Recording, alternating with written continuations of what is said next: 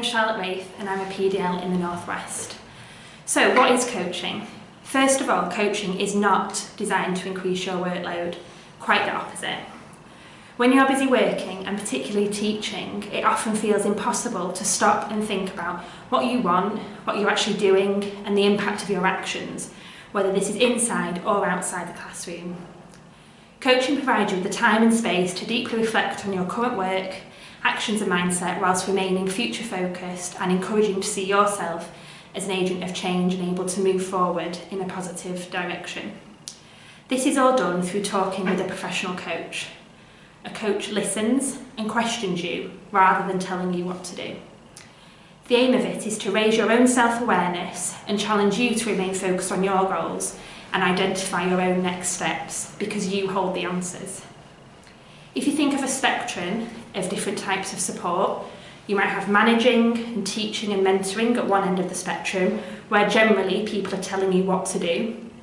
And then at the other end of the spectrum, you have things like counselling or therapy, where people are really helping you and supporting you to understand yourself.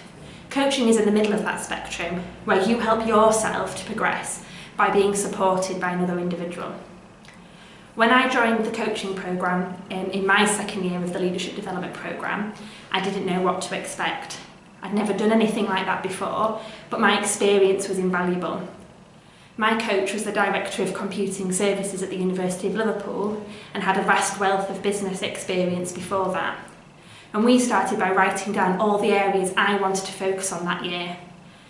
So for example, how was I going to set up and lead a project in school, and how might I influence others, and what barriers did I face in doing so confidently? What promotions might I look for at the end of the Leadership Development Programme, and how would I prepare for this?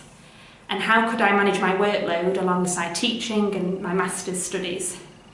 Now, I probably could have tackled all of those things on my own anyway, but coaching allowed me to explore what I was really trying to achieve in each of those areas and how. And it made me much more self-aware about how I think about different areas of my work, what my strengths are, what my areas of weakness are, and how these might affect the way I lead myself in certain situations. And it also allowed me to maintain a razor-sharp focus on what I wanted to achieve. And these are still lessons I take with me every day in my working life.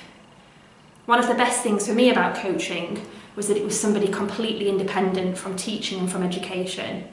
They didn't work in my school, they didn't work at the university, and they didn't work for Teach First. So they held no preconceptions of my work or my workplace, and therefore couldn't pass any judgment or even give me advice. They guided me to my own advice through questioning, and they made me understand that I had the answers. It was the coaching that helped me to recognise them.